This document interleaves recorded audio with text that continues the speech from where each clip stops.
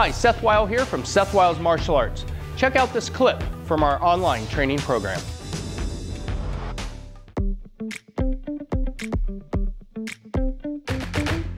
So for our next combination, we're gonna do the jab followed up with the lead hook. So these are both gonna be done with that lead hand. From our stance, when I throw that jab, I'm gonna come back and then I'm gonna throw that lead hook.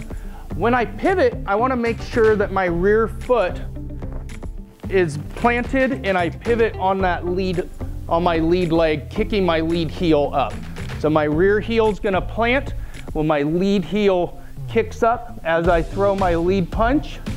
Then I'm gonna pull back, slightly squaring up for a split second, so I'm getting off that center line so I have room when that hook comes around to throw that hook. So when we're going with that hook to the head, I wanna make sure I keep my elbow up. For the most part, I wanna keep it in line with my lead shoulder. I don't want it dropping like this. That pressure is gonna come back and really hurt that shoulder. So you wanna make sure everything stays in line. My hands always go right back to that starting position. So I don't want to drop my hands. You got to really focus on keeping those hands up. And each time you breathe or you punch, you want to breathe out.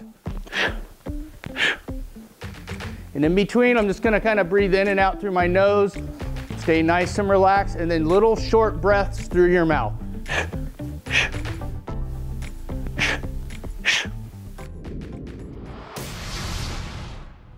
Thank you for watching. Follow us on social media at Facebook, Instagram, YouTube, Twitter, and TikTok, and check out our online training program at martialartschicco.com.